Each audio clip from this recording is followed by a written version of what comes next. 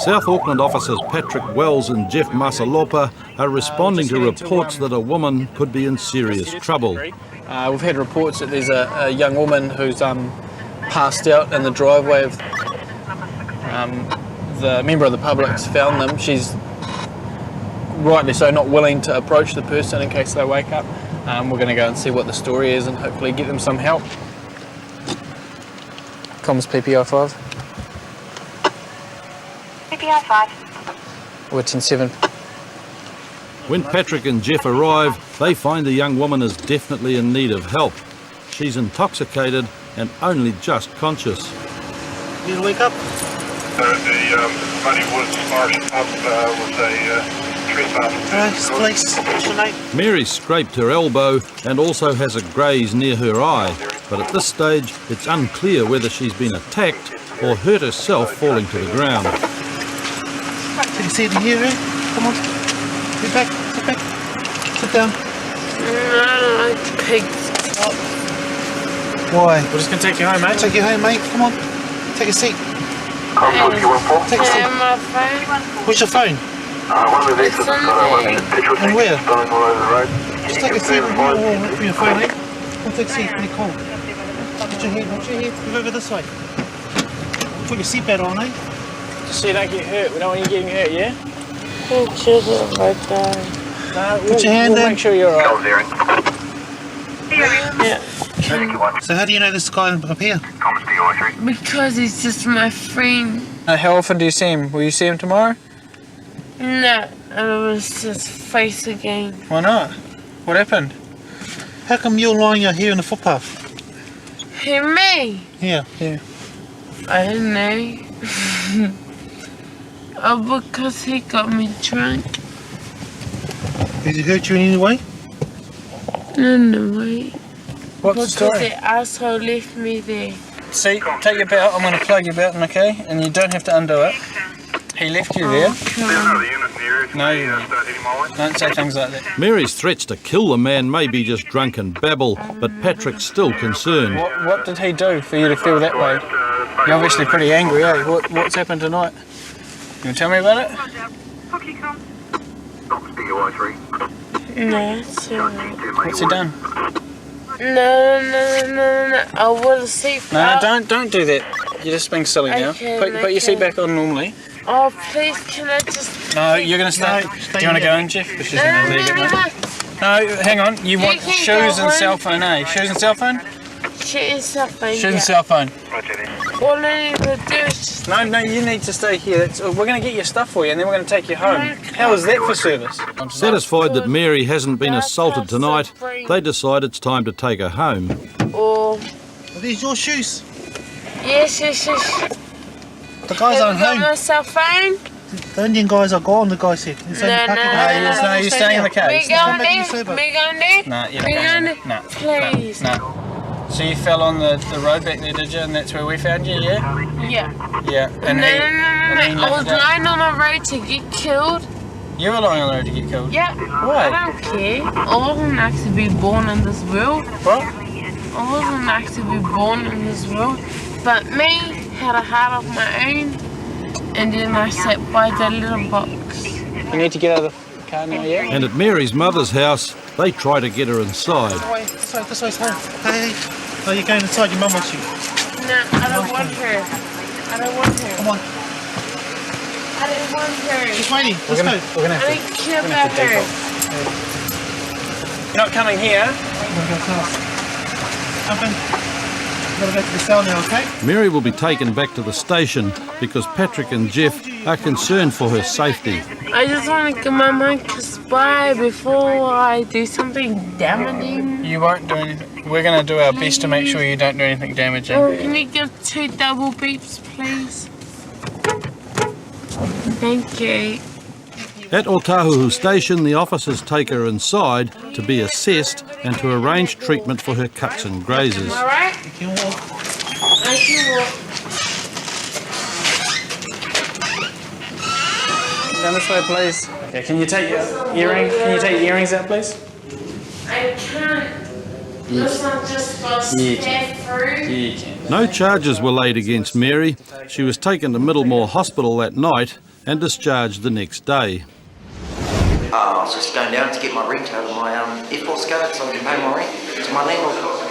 That was it. There were some people up the street. I said hello to them. How's your night? Blah, blah, blah. That was it. And then all of a sudden the cops turned up. They go to me, oh, you're on curfew.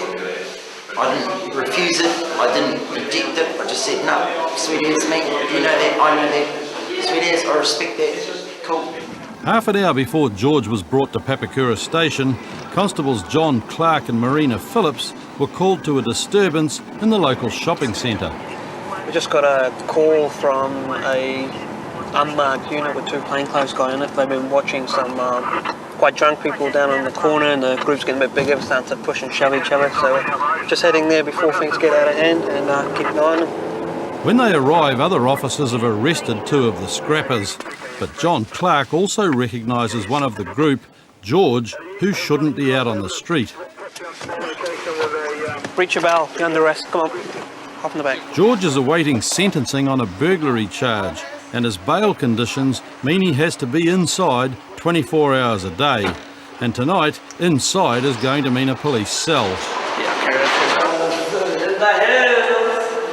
It's a busy night, and the cells are already filling up, and some of the drunks obviously have no idea where they are. Fucking didn't piss himself. George? That's just disgusting, man. It's disgusting. Right, George, you stayed here. We can't have you wandering around the cell block. It's disgusting, It bro. is That's disgusting. disgusting. You know, is that person not been to jail or something? You know? Fuck. No etiquette, no etiquette.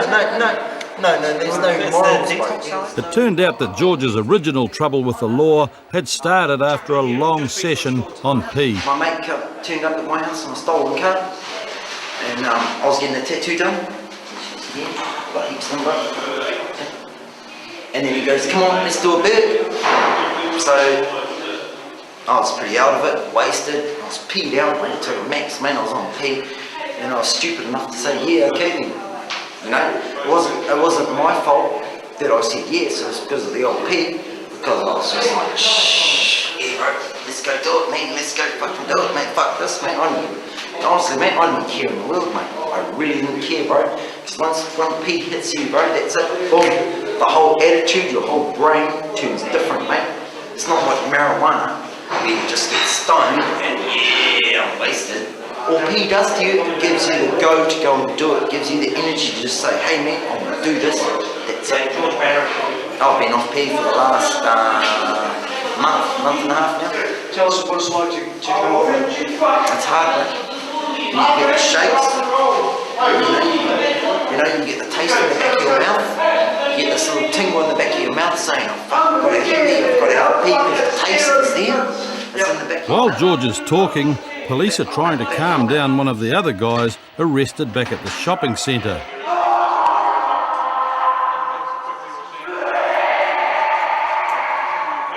Sober as, mate. You know, nothing wrong with me, mate. Nothing wrong with me in the world. And this guy's going, boo, boo, boo, boo, boo. George thinks he knows why the guy is so angry. First signs, mate. He's on P, bro. Hey, he's in the confined space and he can't handle the facts, what's going around on him.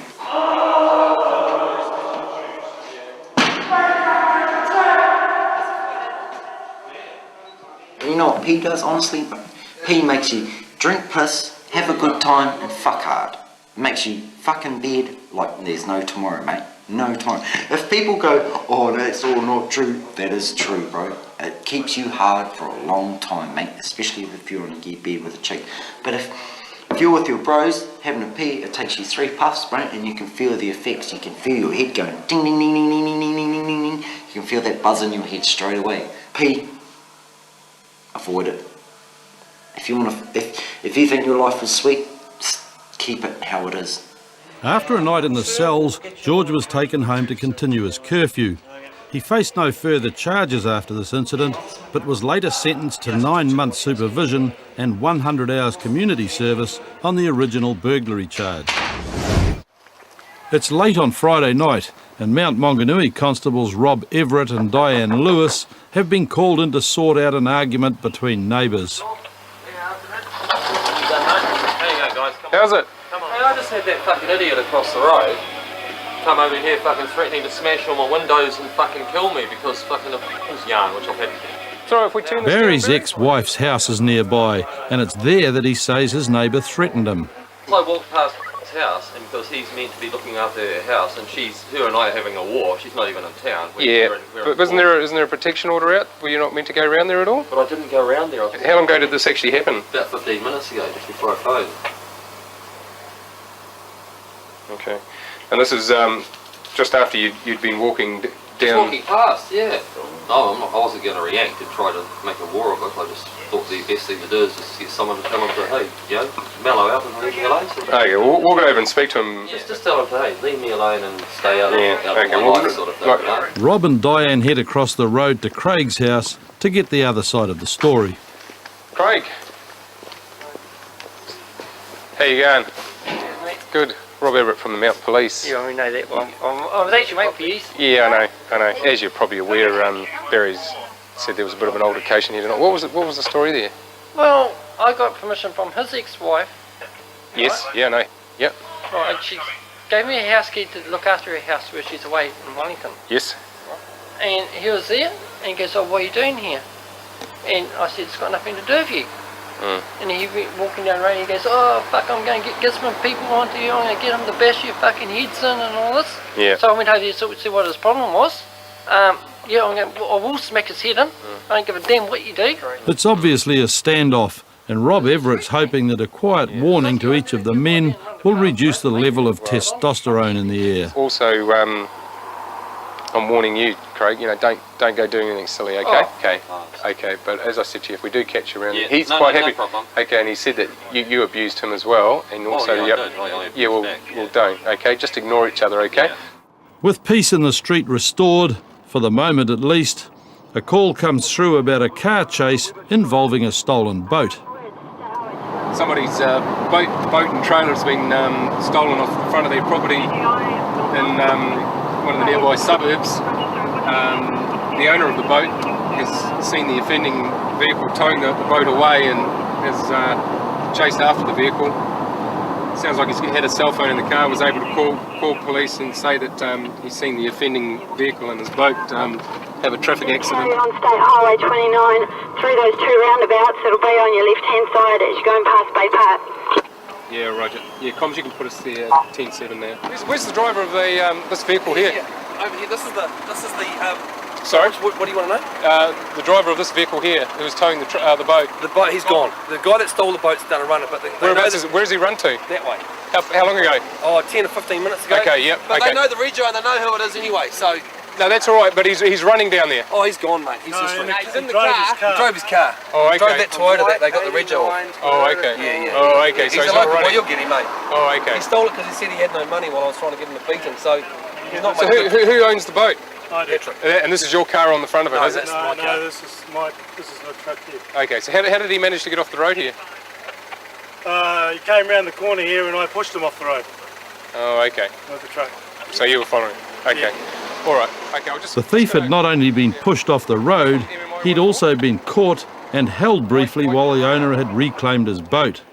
But in all the confusion, he'd got away and his partner had driven them off. Yeah, Roger. The male got long black curly hair, but scruffy looking. She's got... He's headed that way. Both of them in the car. The car will have a bit of damage on it. Roger, that vehicle has decamped from here and it's headed back towards Mangatapu. Roger. We're talking of a time delay here of about 10 minutes though. Roger, all units copy that. Registration. As a call went out for patrol cars to locate the missing thief, Rob Everett was still trying to piece together the chain of events. So your vehicle's the four-wheel drive, is that right? Okay. I own the boat. You own the boat, I yep. own the boat. And he just came past, picked it up, and we followed him down here. Yep. We got to the roundabout, and my friend who's got the Holden there, Yep. he was in front, I was behind, Yep. and we sort of sandwiched him in, tried to get him to stop on the side of the road, but Yeah. he tried to do a runner, so we came around here. Yeah. I came up beside him, and I just basically just pushed him off the side of the road Yeah. in here and shunted him, and that was all over. He Oh, just okay. stopped. So how did the boat get off? The boat, we took it off the car. Oh, I No, see. it broke off the car. Broke off the car. Broke off the car. Wrong size towable, it's lifted Oh, off. I see. Broken the chain Yeah. Yeah. off. Launched itself off the trailer. Yeah. It's broken the post off the front. Okay, we'll just have a quick look at that. It's no. No. Yeah. The guy had obviously chosen the wrong boat to steal, So that's all and it secure. seemed that it wasn't the first time. Constable Rachel Walker had to deal with a couple who matched the description of the thieves only a week earlier. Yeah. There was just one person. Two of them. Female driving and a Male male. and female. She was like a skinny looking white chick. Yeah. Long black Yeah. curly hair. He was a wasted looking arsehole with black curly hair. Quite a solid little guy, but you know, yeah. Quite good tattoos on the right arm, I saw. The female offender was later arrested, but she refused to give up the identity of her male accomplice. She was fined $1,000 for the boat theft, ordered to pay $4,353 damage reparation, and fined $500 for making a false statement. Howick officers Devon Pillay and Andy Coleman are on the trail of some youths who burgled a local takeaway bar. Some burglars have decamped from an address in Maraetai. What we're doing is we're coming in from the Papakura end, and we've got some other units coming in from the Howick end. So hopefully we'll come across a silver Celica, possibly with its lights off, and we can deal with it appropriately. But they are beaten to it by a senior officer in another patrol car who's pulled the suspect's Toyota over. While the senior officer speaks to the driver, Andy deals with the passengers. Just come over here, eh?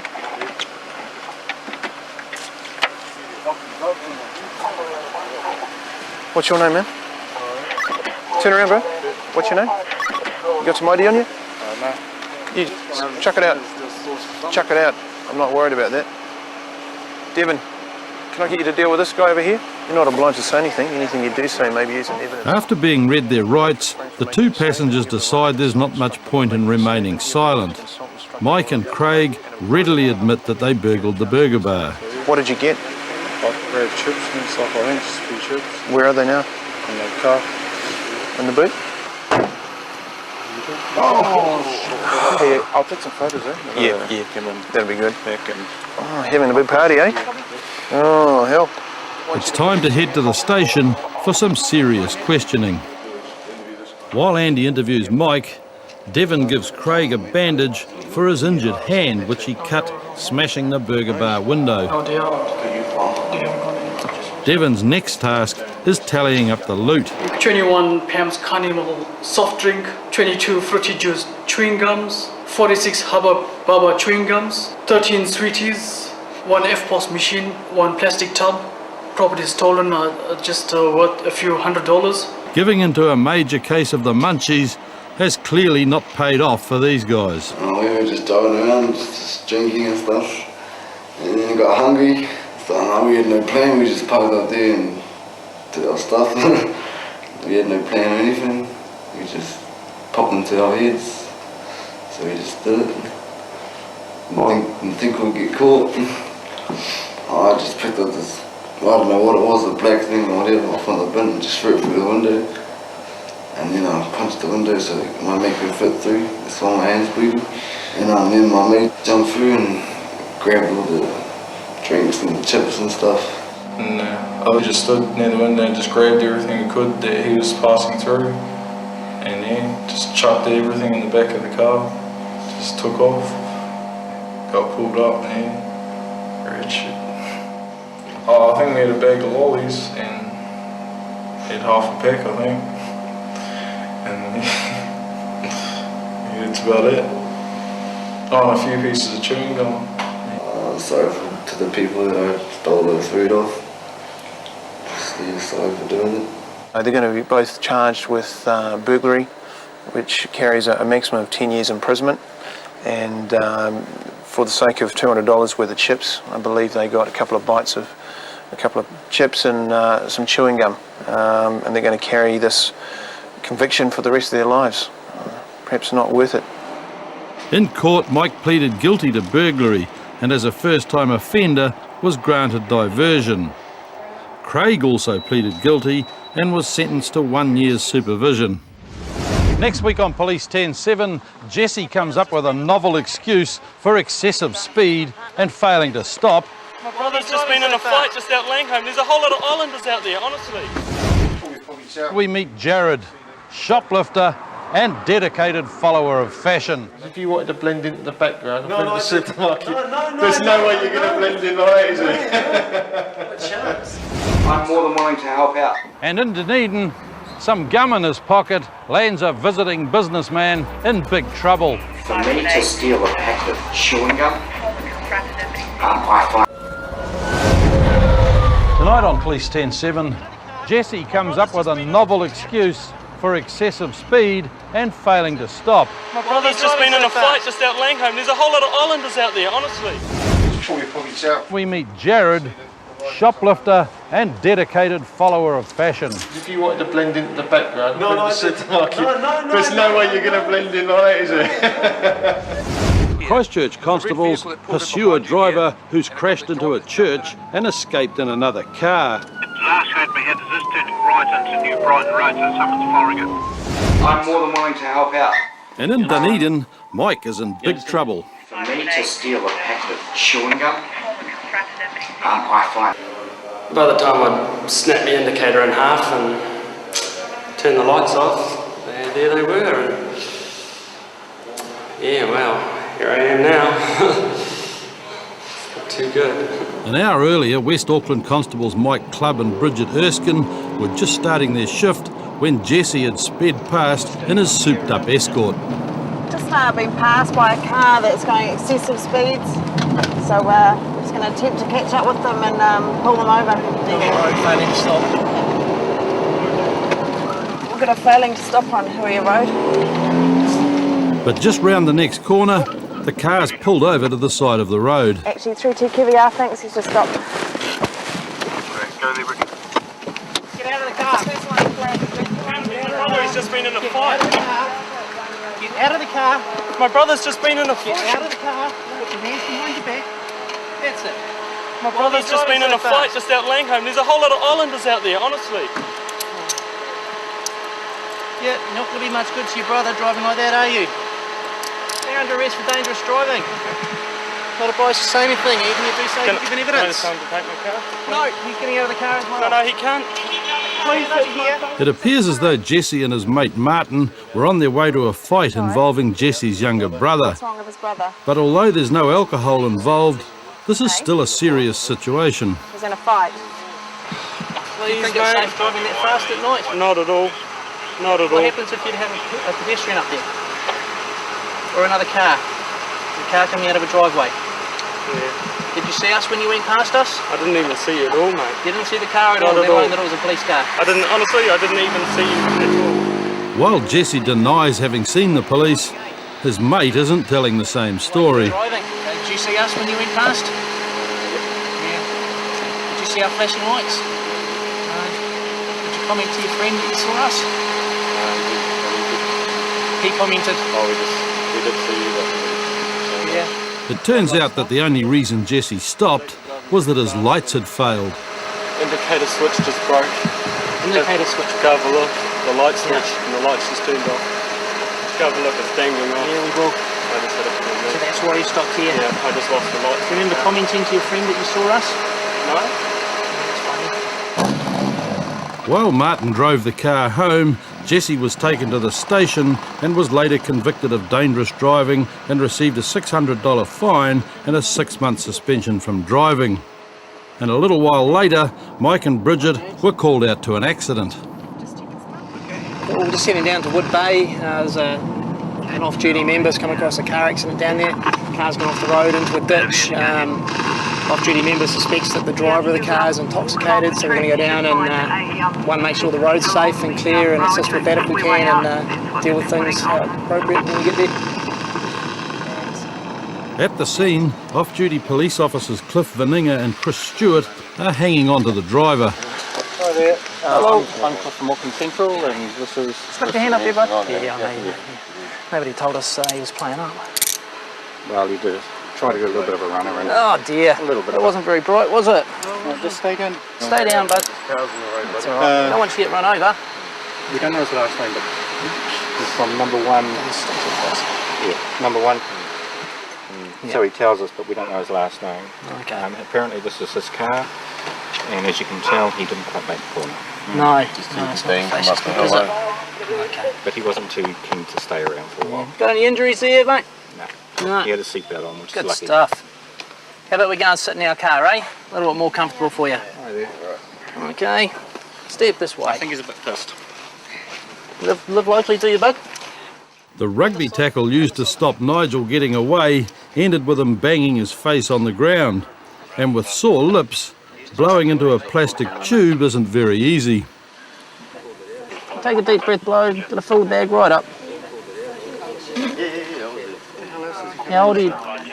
18. A little bit more, one more puff. Take a deep breath in. He's taking up both letterboxes. Okay. Can you see that?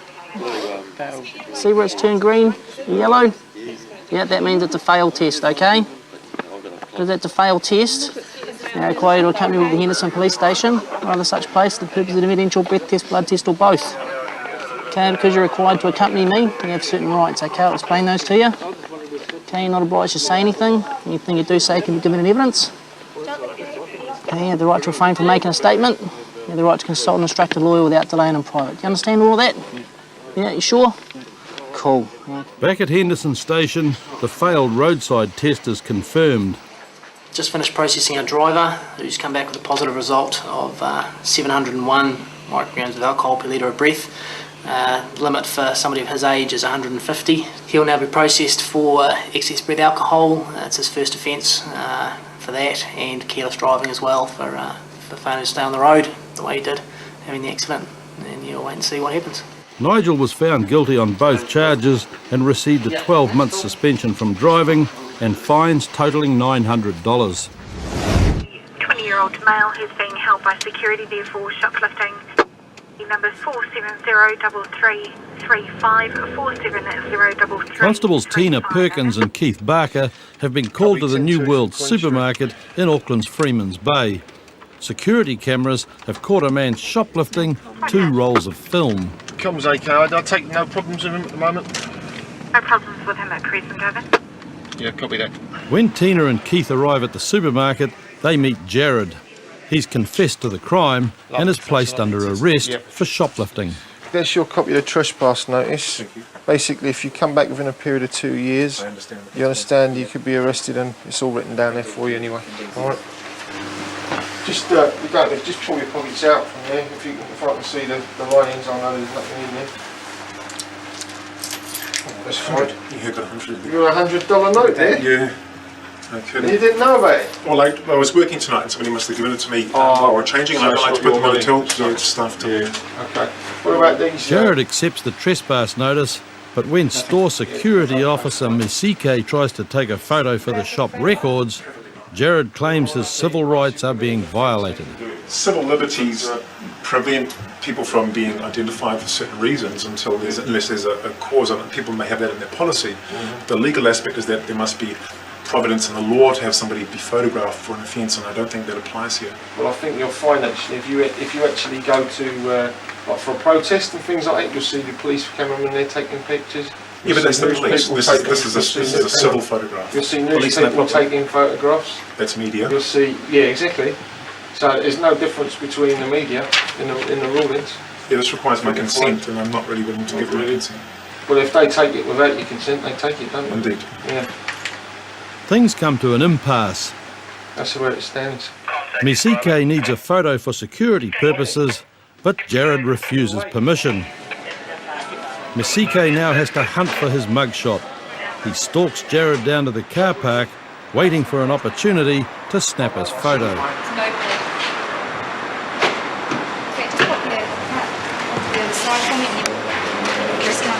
Oh no, sorry, you can keep out the car for me and I'll put gloves on you and stand.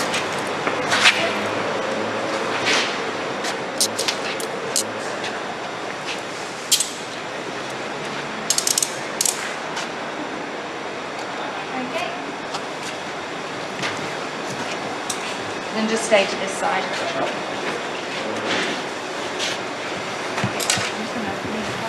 No, that's me. Masike has to settle with a shot of the back of Jared's head, but having avoided a security mugshot, Jared still has a charge of shoplifting to deal with. Back at the station, Keith's been thinking about Jared's actions. I'll tell you one thing. When you said that you didn't plan it when you went into the supermarket, I believe you. I'll tell you why I believe you, because if you wanted to blend into the background of the supermarket, there's no way you're going to blend in like that, is there? Chance. You couldn't go any less. No. You're right. As a first-time offender, Jared was granted diversion, thereby avoiding a criminal conviction. He was ordered to make a donation to charity and write an apology to New World. Male, driver 5'5", Caucasian, blue trousers, green top. Christchurch constables Nathan Connolly and Soames Crowver are on the lookout for a young man who's crashed his car into a church and left the scene. Copy that, heading down Gloucester Street. Driver's just left the scene going that way in a red four-door. The witnesses say that the drivers crashed this green car, then run and jumped into the passenger's seat of a nearby red car, which has sped off from the scene. So he's left in a vehicle, is he? Yeah, it was parked right behind those two working up there. They may have a number plate. Okay, cheers guys. Column 61, the defendant's left in the red vehicle. We're just going to speak to another couple of guys. Hey guys, obviously you know there's a guy that crashed into the church up there, and that green, there's a green vehicle that was just here. There was a red vehicle that pulled in behind you here, and the drivers jumped in it and taken off. Do you know which way they've gone? Oh, I saw the car. No, that's okay. Comms, is that car being followed at the moment? A report then comes through that a member of the public is following the suspect vehicle and is relaying its progress to comms. Last heard we had this turning right onto New Brighton Road, so someone's following it. He's now apparently doing speed limit behind a bus and probably still on New Brighton Road. The police also believe that the car itself has been stolen. To Avondale Road. You know where that is? Oh, here. Gone left into Halverston Drive, left into Halverston Drive.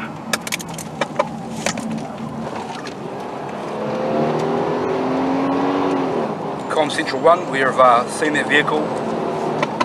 Are you with the vehicle now? Yep. Street. You with the vehicle in the street? Roger, we're pulling into street. Roger. Get out of the car, mate, and get on the ground. Shit. Get on the ground. Oh, you drive that car, mate? Oh, my mate, he's crashed his car. Yeah. What's your name, mate? The officers then establish that the red car has not been stolen, as it belongs to the driver, Chris. His mate, Aaron, however, is in big trouble. You had about 3 or 4 drinks, you reckon? Or 3 or 4 jugs? No, 3 or 4. So you know, mate, you're not obliged to say anything, but anything you do say may be given in evidence, okay? You understand that? Yep. Okay. Within minutes, a traffic unit arrives to take over the breath screening process. I want you to blow firmly through the end of that red tube there until I say stop. Just take your hand away, mate. Okay, go. Blow as hard as you can. Keep going, keep going, keep it going. Awesome, mate. That's fine. That's fine. How old are you? 18. 18? It's a failed general test. See, this is failed general. Yep. So, you're going with this constable here, aren't you? Yep. So we are going to, again, require you to accompany us back to Central Police Station. Yep. For the purpose of it, yep, just listen to what I have to say to you. For the purpose of the evidential breath test, blood test, or both. Understand that? Yep. Right, mate. You go this gentleman here, and I'll see you there. As Aaron's being readied for a trip to the police station, Chris explains how he crashed into the church. Yeah, it's just the end of the week, just having a beer like we do, but had a bit more than we normally did, but I didn't. Just leaving work, and we just contemplated whether we should take both cars, and we did in the end. I was going to take them home, but that's why I feel real guilty. But just coming back down Linwood Ave, and yeah, just seeing rear vision mirror, him spinning out and smashing into the church. And that's the reason I just went running over to him and just seeing if he's alright. So, and then I tried to take him back to my house. It's a pretty silly idea, but trying to do a run almost. But I thought it was the right thing to do, so obviously not. But yeah, that's what happened. We're going to just return back to the scene and try and organise a tow company for the vehicle, and obviously try and get in touch with someone at the church just to wrap up what's happened. The witnesses Elizabeth and Leon have also returned to the scene. When we followed the car, it was very nerve-wracking actually, because I'm usually on the other side of the phones. I'm answering the phones at the police station, not giving the messages to them. We had to keep up a reasonable speed because he was slightly speeding, and it was nerve-wracking. Just at the lights here, he was up. The lights there had stopped. He had a mate in front of him. As they sort of turned to come east down Gloucester Street, they've come around the corner, and he's tried to sort of swing it around, but being front-wheel drive, he's lost control, and it's just like a vacuum just overcorrected and sucked him into the church. He's lucky, very lucky, there were no pedestrians. He didn't kill anybody or any other motorists that were in the way. Obviously he's made some sort of an attempt to get closer to God today, but hasn't quite got that far and ended up on the steps of the church. In court, Aaron's fines and court costs for drunk driving totalled $800. He was disqualified for 6 months and ordered to pay for the damage to the church. We need to talk to you in relation to Constables Tracy Robertson and Craig Brown are patrolling the city streets of Dunedin when they receive a call from Comms. You've just been informed by comms of a shoplifter at the Night and Day food store in George Street. Pop along and see what they've taken. When Tracy and Craig arrive at the busy store and wade through the customers, they're told the alleged shoplifter has been taken to the back office. He's been accused of stealing a packet of chewing gum. Okay, so you're obviously aware of why we're here. So at the moment I'll caution you, you're not obliged to say anything, and anything you do say maybe given the evidence. I'm more than willing to help out. Mike is a visiting businessman to Dunedin and tells a story of how the chewing gum ended up in his pocket unpaid for. Came in, what did we buy? Obviously chewing gum, because she grabbed some chewing gum as well. Drinks, 2 bottles of Diet Vanilla Coke, because that's what she wanted. I wanted a Cordon Bleu, packet of cigarettes. I do apologise if I'm forgetting something, because I'm, as I say, had quite a bit to drink. But it came to about $30 odd. Paid it, because that's what you do. And that's why I find this kind of ironic, and it's, to be honest, why I'm kind of laughing about it, because it's about chewing gum, after I just probably spent about $35 worth of stuff here. As I say, been drinking quite a bit. If it was in my hands, I probably went into my pocket to grab some cash, and I probably left the chewing gum on my pocket. It's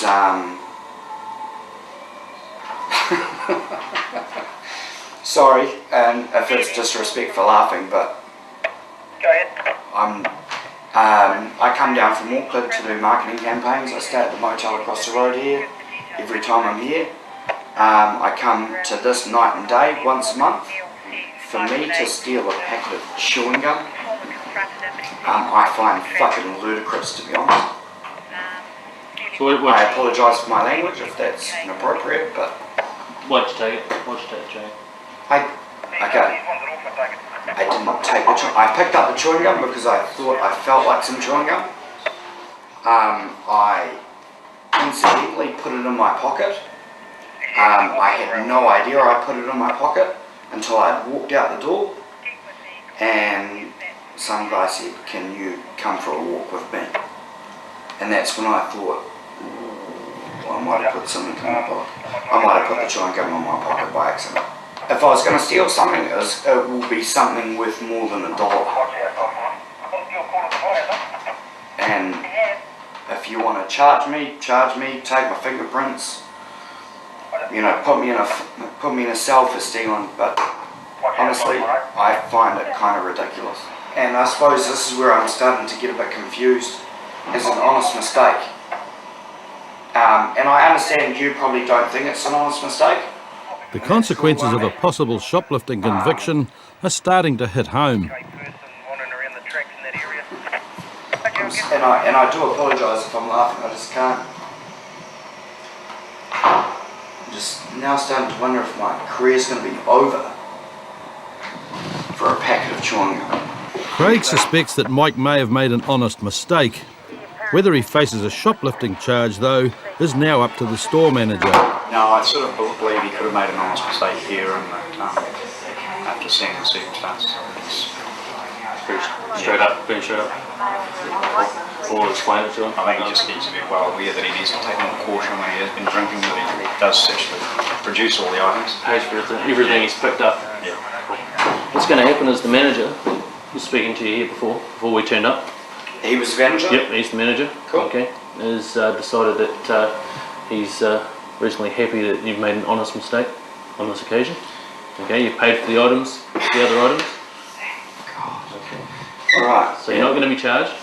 Cool. Yeah, I understand. I was starting to stress here a little bit, like, do you know what I mean? Take it as a warning, though. You will be warned. Oh, like, okay. I will do community service for this, like, do you know what I mean? Yeah, it's just a warning, verbal warning. Yeah. You need to just take a wee bit more care when you're out on the turf. Oh, yeah, yeah. And If you're picking stuff up in the shop. Mike is immensely relieved that his reputation stays intact. He's free to go, but the chewing gum should stay. Thank you very much for being so understanding. You have to leave the gum. Oh, good point. Sorry, there you go. Next week on Police 10-7, Wellington officers searching for an assault victim, gatecrasher mongrel mob party. All of you, kneel down, okay? Anybody got weapons on them? Jackson is sure he's innocent. I don't hurt anyone, mate. I'm serious, straight up. You hit the guy with the dreadlocks. No, I didn't, mate. A Christchurch driver accused of racing is determined to prove his point. Does that look like fucking Believ, mate? I didn't even go down Believ. No, you went down Believ and you turned into fucking Manchester bullshit, Street. Mate. Prove it, mate. Prove it. I will prove it. I've got an officer down there that's... I've got a fucking girlfriend in the car, mate. And also in Christchurch, police officers sweep through a party that's got totally out of control. Come on, people, you've been told to move. Get out, or you'll... Involving the mongrel mob. And a group of people have turned up with baseball bats. We're heading in that location now, and we'll probably have an RV before we get to that location, so we've got extra staff. And then we'll all go in mass force to try and resolve what's happened up there. As an informant relays details about the fight and the likelihood of weapons at the scene, the officers head to a safe arrival point. Female's turned up and it's got blood on her, said about the baseball bat. 20 people there. We've got an update that somebody's been injured there, possibly with a baseball bat, and we've got a named offender as well. It's a person who's well known to us. So whilst we're going up there, we'll be looking to see if we can identify this person. Apparently, he was tried to hit this female that's turned up at the address with his hands, and somebody else, unknown who, has taken for him with the baseball bat. Copy. Did you see any other weapons in the house other than the baseball bat? As the full team gathers, they receive a briefing from Sergeant Tasha Penny and CIB officer Jimmy Partia. You can't see people at all, but apparently there's a gazebo at the back where everybody's having a party. Been advised that the address we're about to go to, a party, 40 odd people there, at least half a dozen Mongrel members. It appears now that there's a chap, he is a mobster, he's been assaulted with a baseball bat. There's a suggestion he may be unconscious and at that address, so the initial story regarding a female being assaulted is incorrect. Her partner, who was a Mongrel member, last time she's seen him, he was starfished on the ground, obviously been knocked out with a baseball bat, and also a golf club. Team policing have just arrived. That's boosted our numbers, so as I said earlier on, we'll be a formidable force when we go in there, and hopefully we'll be able to overwhelm the people in there.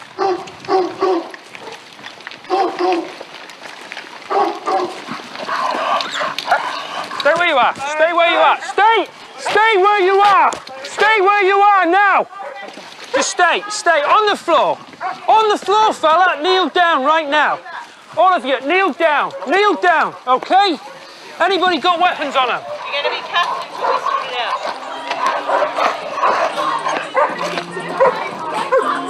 out. Nothing in your body? No. Anything in your pocket? Can you just make sure you give them the information and rights without making And among the handcuffed partygoers being cautioned, there's a sharp legal mind. If there's a phone available, we can ring our lawyers. What's happening? What's happening with our... They just said if there's a phone available. As soon as practicable. Yeah, but she just said if there's a phone available. There's a phone available inside us. Why can't we ring our lawyer?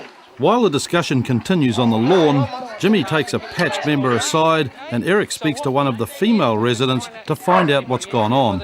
We heard that somebody had been injured here, seriously injured. There's no one injured, we're just having a good time. There was a bit of a scuffle about 4 hours earlier, but fuck that. Oh, we were told it was about an hour ago, you know? No one was injured.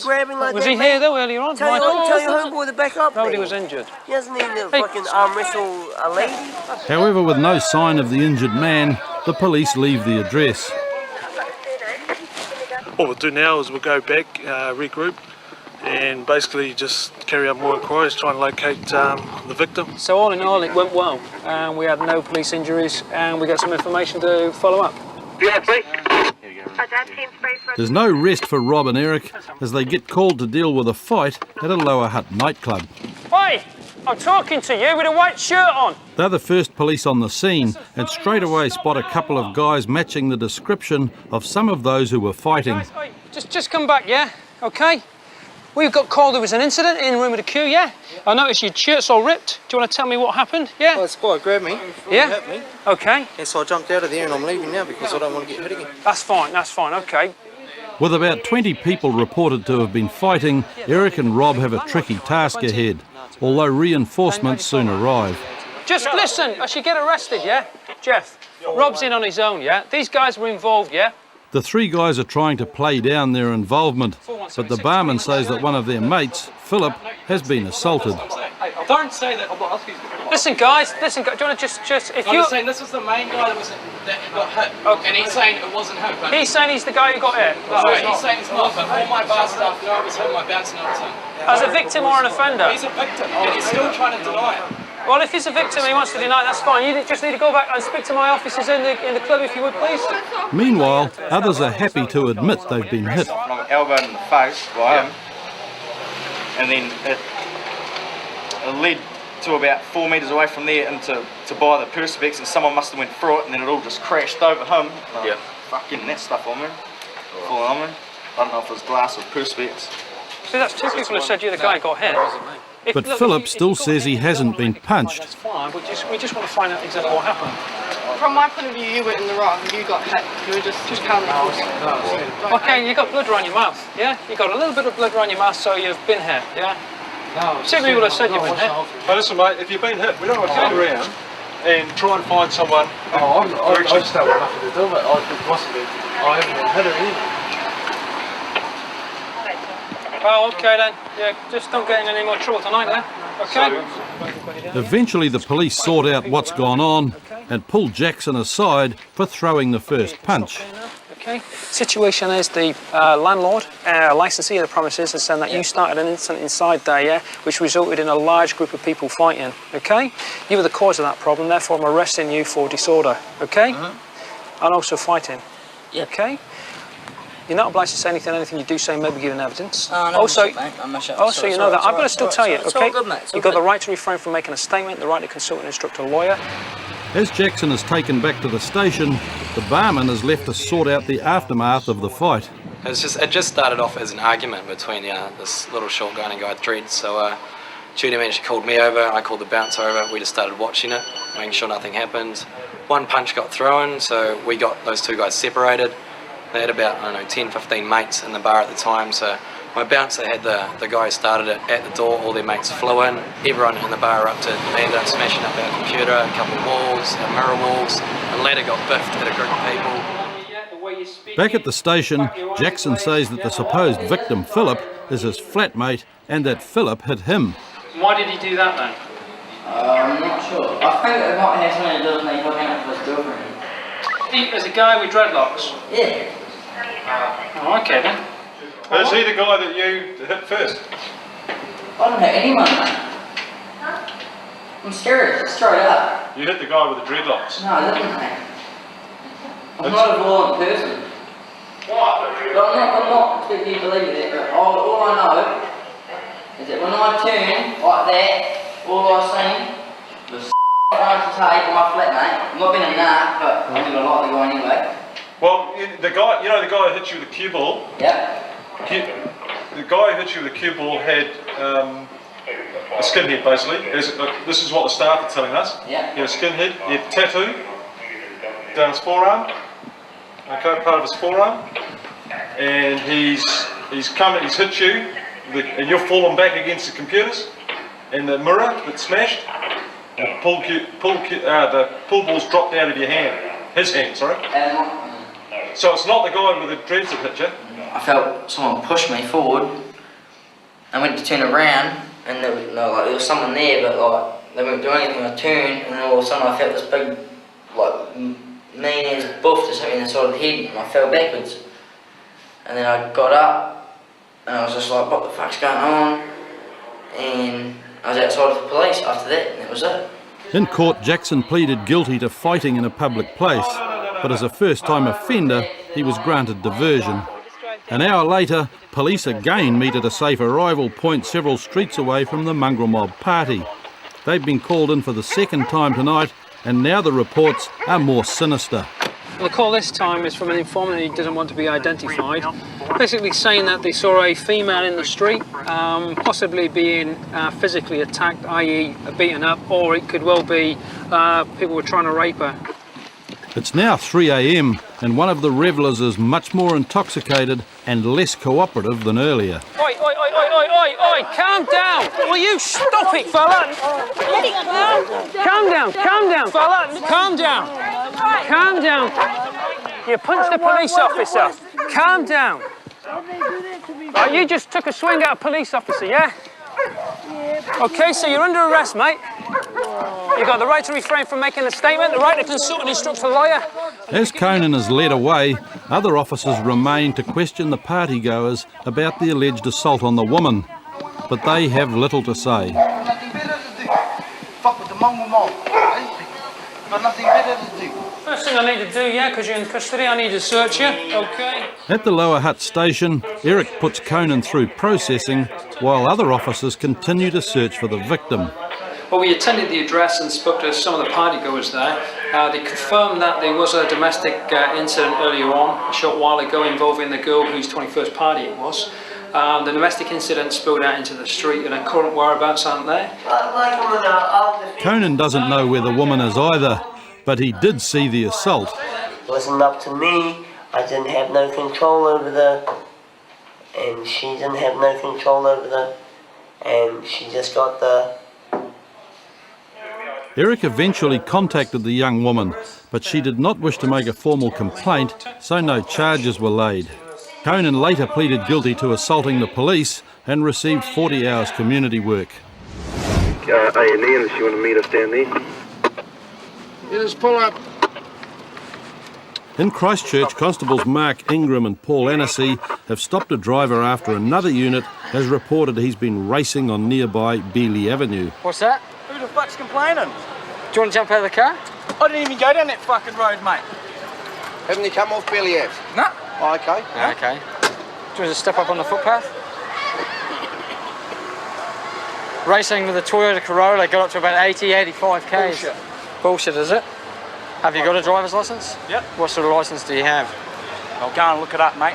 What sort of licence have you got? Fucking look it up, mate. What sort of licence have you got? Does that look like fucking Beeley Ave, mate? I didn't even go down Beeley Ave. No, you went down Beeley Ave and you turned into fucking Manchester bullshit, Street. Mate. Prove it, mate. Prove it. I will prove it. I've got an officer down there that's... I've got a fucking girlfriend in the car, mate. Yeah, okay. Is she in the police? No fucking comment. You got your driver's licence on you? Does it fucking look like I've got a driver's licence? Have you got your driver's licence on you? No, I haven't. Why not? It's an offence not to carry a driver's licence. I just got my licence the other night, mate. Oh, did you just? Yeah. Oh, okay. Why haven't you got it with you now? Because I haven't had fucking time. Just fucking write the ticket out, mate. Fucking sort out whoever you're fucking doing now. Yep. You're just making a fucking clown. Yep. You're the one who's doing the yelling on the side of the road? Well, I didn't even go down Beeley fucking Ave, mate. No, okay. Oh, yeah, okay. I don't give a fuck what you say. Yeah, okay. Although things are looking bad for Wayne, they're about to get a whole lot worse. Is this car registered and warranted? No, it's not. isn't it? Don't get your fucking ticket book, man. Is it not registered and warranted? No, it's not fucking warranted and registered. Go and look it up, man. What the fuck are you hassling me for? I didn't even go down that fucking road, man. You're So just how fucking me off. So how come you're driving this car on the road with no warrant and no I don't give a registration? fuck. Get your fucking ticket book and give me some tickets so I can get the fuck out of here. I just thought you might want to answer a few questions, that's all. You fucking reckon I went down some street I didn't even go down, mate? I've got a fucking witness here. Where's your fucking witness, mate? Do you want to just stop swearing? Well, if I'm going to go in a minute, eh? If you go, then you'll lock you up. What for? Failing to remain stopped. Fucking barely had my fucking ass. Okay. Any more cheek from your chicken, just lock him up, mate, because they don't have to put up with that shit. I've got a witness. Yeah. Just come from home, mate. Yeah. And you didn't go down Bailey Ave, sir? Combs Whiskey 3 Hotel. No, you didn't go down Bailey Ave, you're telling me. No part of we on Bailey Ave. Excuse me, you were on no part of Bailey Ave, he's trying to say. With such an aggro attitude, Paul suspects that Wayne might have been drinking. Let's clear the machine out. State your full name and address into the machine, please. It's fine. Pass. Some notices here. There's one there for no evidence of inspection, no warrant, drove an unlicensed motor vehicle, learner driver unaccompanied, and failing to produce a driver's licence. Alrighty? Why fucking hit me with the whole lot for? You know I just got my fucking licence back. Well, you're the one who wanted to swear on the side of the road. Who's your witness, mate? Hey? Shall I tell you what happened? Yeah. Okay. You were in Beeley Avenue, you swapped lanes to pass another vehicle, and you went up alongside a Corolla. You raced for a short while till you came up to... Excuse me? Where's the Corolla? They're following the Corolla. Well... They've got the registration to the Corolla as well, okay? Well, you went up to the traffic lights, you stopped on a red light, the right lights changed to green, and you both blatted it, estimated up to 80 kilometres until you turned into Manchester Street. Estimated 80 kilometres. It's still racing, okay? For starters, I didn't even go down that street, mate. Okay, well listen, How many cars have you seen like this? we're making further inquiries, and if it turns out that it's right, which well I don't doubt that it isn't, we'll be coming around to impound your car. Oh, So there's your tickets. We don't lie, we don't do it just for the hell of it, do we? Well... You know what I mean? You're the one who wanted to jump up and down on the side of the road and throw all your bloody toys at the cop, swearing. You want to race people on Beeley, you expect to get your car taken off you. How many times have I got to say it wasn't this car, eh? It wasn't this car. How many other cars are like this with the same registration? You didn't get the same registration? None. It wasn't the same registration? Same registration, they gave it to us over the radio, mate, so why do you think we stopped you? I was on Manchester Street, I didn't turn into Manchester. Oh, so how did you get to Manchester Street? Isn't there cameras around? What did you do? Did you just fly over and land in Manchester Street and then drive up Manchester Street, did you? No, you had to go on Beeley to get into Manchester Street. Okay? Have a pleasant evening. Finally, Wayne heads home with a warning against racing and nearly $1,000 out of pocket. It's Saturday night in Christchurch, and Constables Nigel Armstrong and Nigel Craythorne are on their way to a party. 440, getting out of hand, spilling out on the street, unknown numbers. Southern 14 too. Hurry up, people, if you're leaving, leave now. Don't come back, we'll hurry up, pick it up. At the scene, there are dozens of young people milling around in the darkness. Where are you going? I'm going back in there. No, you're not. Go away. Party's over. Where you go? Go with your mate. No. Where you go? Disappear. I live here. Do you? What's the address? What's the phone number here? Don't lie. Walk away. Hurry up. Hurry up.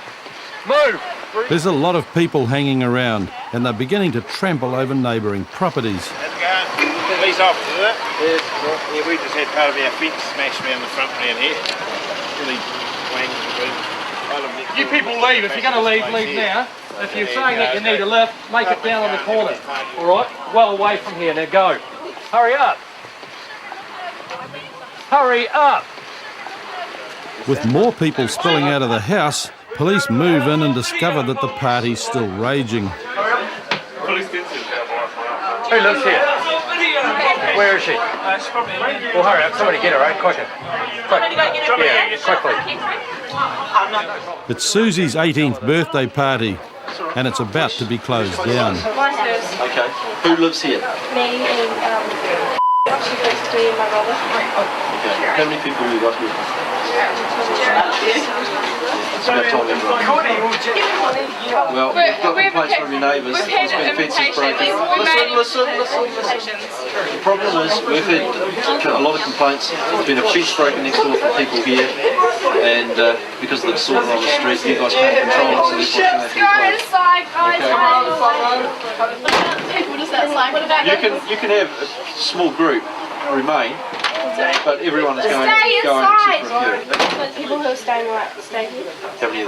How many are there? They've all had invitations. We've made I don't care invitations. whether they've had invitations, okay? Kate, Now, how many people are there? Do we got to stay here? opening up the door, sorry. Okay, everyone else go move out except for that. Can I tell like people in here? Can I put the people who are guys, shut the door. It's time everyone left. Okay. So put them all in one room. The ones that are staying, and everyone else is going. Can you do like 3 minutes? Yep. You've got a couple of minutes, then come back out here. Can we get into the majority of people? Is that a garage or is that just a back room? Garage. Garage. Okay. Go and do that, get them in a room, or it's small numbers, and then we'll move in from the back. After giving Susie a few minutes to gather her friends together, police move in to push the partygoers through the house and out through the garage at the rear. Moving. Party's over, people. You can't come out this way. Turn around and move. Come on, people. You've been told to move. You're not going to be told again. No bottles. Leave your booze inside. Move. Hurry up, right. You can go. You can get it later. But, if you want to get arrested, you can get arrested and we'll discuss it then. Let's go. Move, people. You've been told to move. Otherwise, people are going to get arrested. Now move.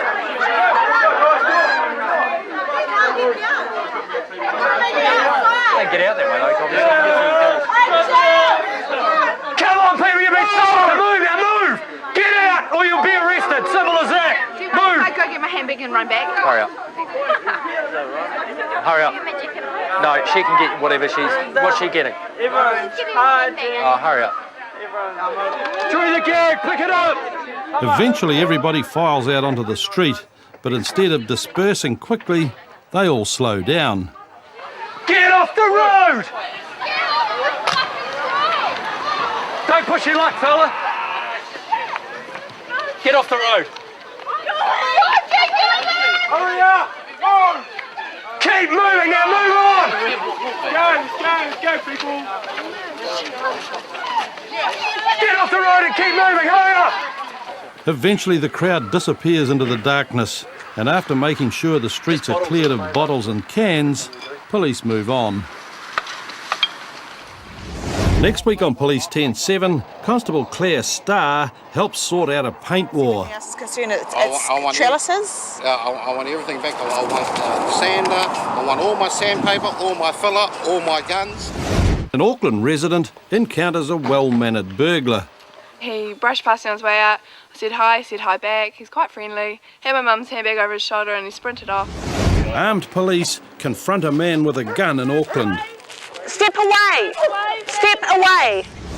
And in Rotorua, would-be truck thief Robert's excuse doesn't ring true. I just went to go see if his car was for sale. Yeah. That was all. Bit of a hard case time to be going on. Tonight on Police 10-7, armed police confront a man with a gun. Step away! Step away! In Rotorua, would-be truck thief Robert's excuse doesn't ring true. I just went to go see if his car was for sale. Yeah. That was all. Bit of a hard case time to be going on. Asking him if he wants to buy a car. Constable Claire Starr sorts out a paint war. I want trellises. I want everything back. I want sander, I want all my sandpaper, all my filler, all my guns. And an Auckland resident encounters a well-mannered burglar. He brushed past me on his way out. I said hi back. He's quite friendly. Had my mum's handbag. Dispute between a painting contractor and one of his ex-workers. A general theft job where the informant is waiting for us outside the Mangere station. It concerns some property that he believes an employee is using at a Favona Road address. Copy, 10-2. I laid off quite a few workers because of a lot of reasons. Yeah. The contractor, John, claims that one of the men he laid off, Boy, has stolen some of his gear to use on a new painting job. And it's funny that that house over there is the same colour as the house that we're doing. Work that one out. So he's putting the paint to good use then. Oh, yeah. So basically, But to I'll get back take what, today, I'll take what paint is there. is there. Okay. So, but as far as everything else is concerned, it's I want trellises? I want everything back. I want all my brushes. I want the cordless drill. I want the sander. I want all my sandpaper, all my filler, all my guns. So we'll take a drive up there and have a chat to them. Yes. If you just want to, you can follow us up there, but just hang back, like stay back quite a few houses. Okay. And we'll come out and have a chat to you and tell you what's happening. Cool. We're looking for Boy. Is that you? Oh, sweet. Can we just have a chat to you, mate? Hey. We just wanted to have a chat to you. Do you know why we're here? Talk about some trellises and ladders and all that sort of stuff. Yeah. Sweet. Whose ladders and stuff are all these and the trellises and that? Those are mine. Yeah.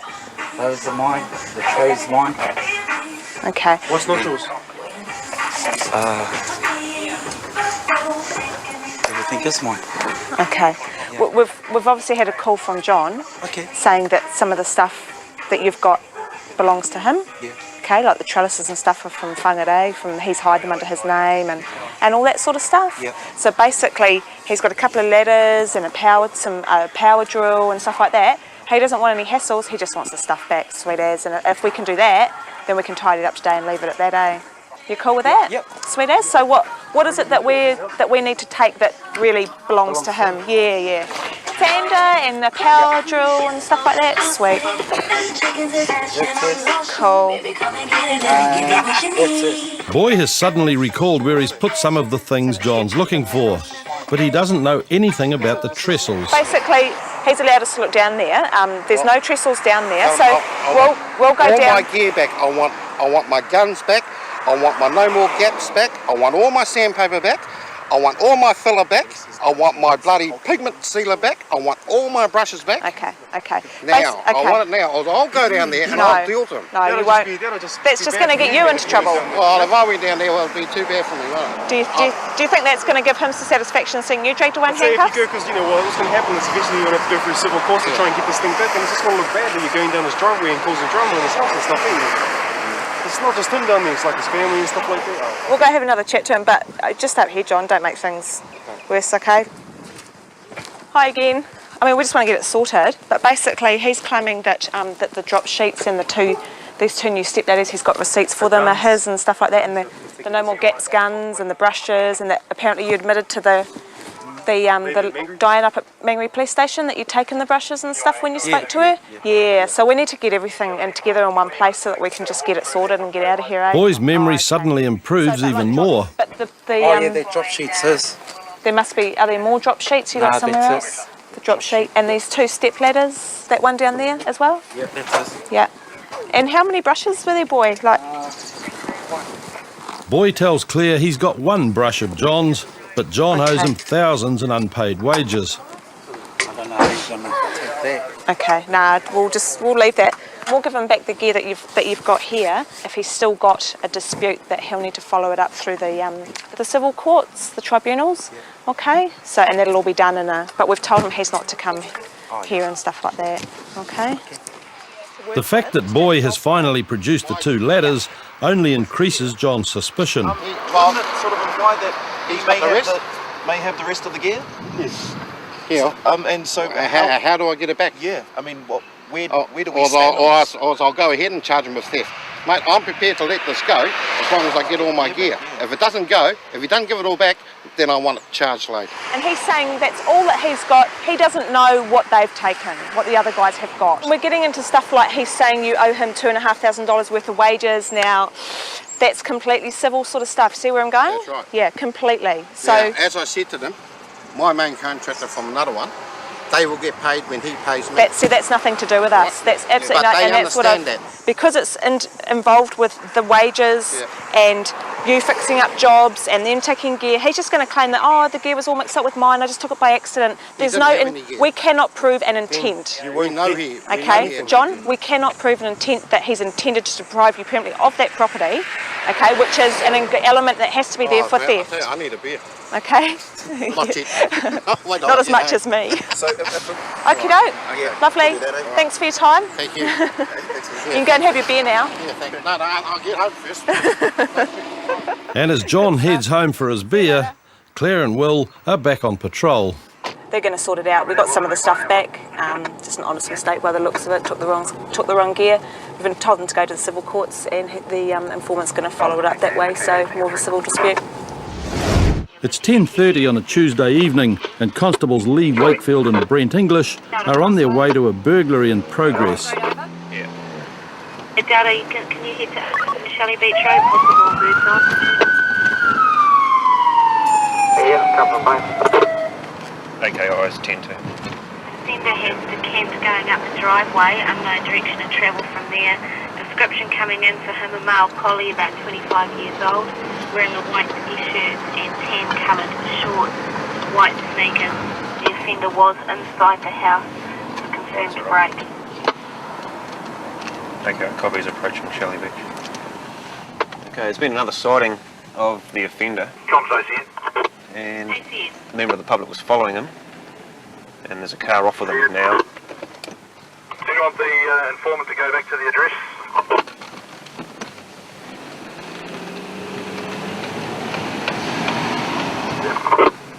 Another unit in the area has caught a suspect. And that is definitely going to be him. Brent English is confident they've got their man. Okay, we've located the offender. Matches the description to a T. So it goes to show good neighbours to start with for calling in, and good witnesses, good area inquiries by the team, and the dog tracking as well. And we've got our chap, well-known offender to us, and another burglar off the street. There have been a lot of burglaries in the area recently, and neighbours have been alert to suspicious activity. You saw someone, or you heard someone go really fast? Heard someone running, looked up, yep. And he just he veered left around the corner very quickly. I was coming out of the house and I saw a guy in the house and I thought, that's not anyone of my family. And I thought, something's not right here, and I saw him wearing my mum's handbag.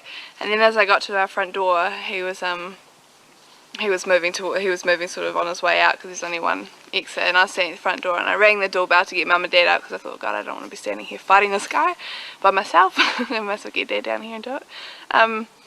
And then he brushed past me on his way out. I said hi back. He's quite friendly. Had my mum's handbag over his shoulder, and he sprinted off, and then the neighbours tracked him away up the road. Daryl is taken back to the station for processing, where a search of his bag uncovers the perfect tools for a night out stealing. Found a variety of items on his person when he's been searched. Not your typical going out sort of items, screwdrivers, knife. He's got an array of house keys and car keys here. A little torch and a fuel card that he's obtained from somewhere. So he's obviously not out for a casual stroll. Constable Rob Parker has just finished a video interview with Daryl. At this stage, we're looking at charging him with burglary, okay, owing to the information that we've got from witnesses and the statements that they've given us. We feel that we've got sufficient to proceed with burglary and also unlawfully on property, as he decamped up the road there. So at this stage, it's up to the courts to decide what's going to happen from here. In court, Daryl was found guilty on all charges and sentenced to a total of 15 months in prison.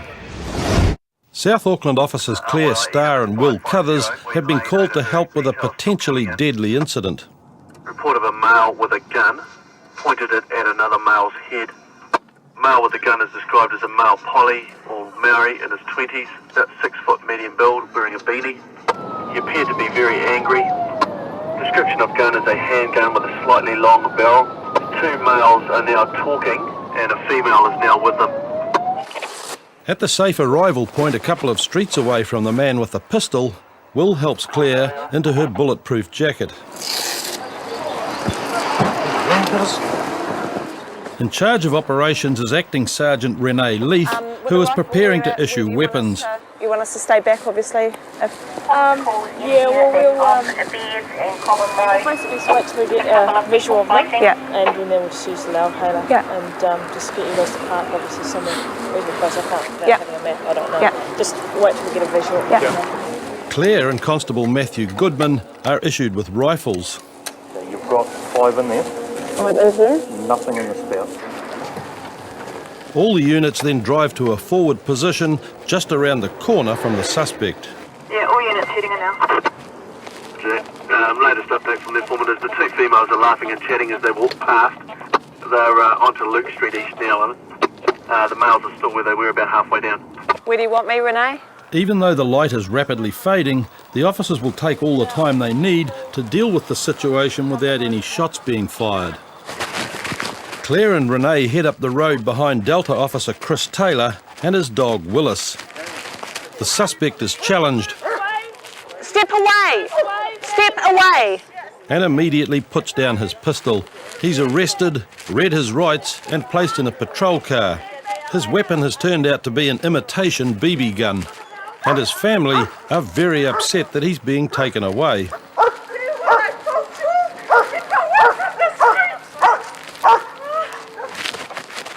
The officers return to their original position and clear their weapons. 4. No, sorry, 4. Then Claire and Will take the suspect back to Papakura Station. Did you have a gun with you? What sort of gun? But like a toy gun, is that what you said? Yeah. I thought there was a BB gun. And what were you doing with the gun? Just playing with it. Playing with it how? I'm like, wasn't loaded. Yeah, but like what were you doing with the gun? I was just facing it to my head. Did you point it at anyone else? Back at the station, the suspect Venu is starting to realise that he's in serious strife. Have you been in trouble before, Venu? No? Okay. What's going to happen is I'll go and speak to the sergeant, but basically you've already been placed under arrest for presenting an imitation firearm. Okay, so we'll get those charges rolling. Okay, I'll come back and talk to you. A few minutes later, Venu gets some good news. You're not going to be charged with an offence, okay, which means you won't go to court. Your attitude's been pretty good, and it was quite clear from what the witnesses have told us that you got, at some stage they did realise that you guys were friends, that you were just talking and stuff like that. But your initial actions of, you know, pointing the guns at each other's heads and stuff like that, completely inappropriate, eh? Completely inappropriate. Okay, it's been very, very close to getting you a criminal record. His attitude was really good. He admitted that he was pointing the gun round and that he had the gun with him out on the street. And when we first got to the scene, he did everything that he should have in that situation, followed all the police instructions. And he doesn't have a criminal record, hasn't been in trouble before. So essentially tonight he's very lucky he's going to be let off with a warning. I think he's pretty relieved, but he realises the seriousness of what he's done and has promised not to do it again. Venu realises his attempt to be a gangster rapper is over. What I did to know was stupid. Well, yeah, I've learned my lesson. Holding firearms is not good. I'm trying to imitate what the gangsters do in America is it's not good. Just right in there, I authorise New Zealand Police to destroy the BB gun taken from me today. You're going to think about what you're doing before you do it next time? Yeah. This ain't the place where you want to be. Want to be out there with the rest of it, rest of your mates, kicking it on the streets, dropping the beats. The unfortunate series of events that resulted in Robert being in the Rotorua lockup started a couple of hours earlier when police were told that someone was trying to steal this truck. Constables Damien White and Steve Burbra and dog handler Jason Owen were dispatched to try and catch the suspect. We're just up in the Homedale area where we've had information that an offender's just left an address. The dog is now working and tracking away from the address, so we're just doing areas to hopefully keep the offender in the area so the dog can track up to him. Copy, thanks. Arrow is 3 knots, com. For you both, go ahead. Yeah, we're just seeing Dowdo, he's come out and Spinell Place. Damien and Steve are in radio contact with dog handler Jason, who's tracking the suspect through nearby bush. ROL, come on to Jim. Yeah, keep it on. Jim makes it up. Hammer wrong, I look a bit pretty close. Oh, we'll stay on Jim, bro. Yeah, come off. I've got one here. Stay in.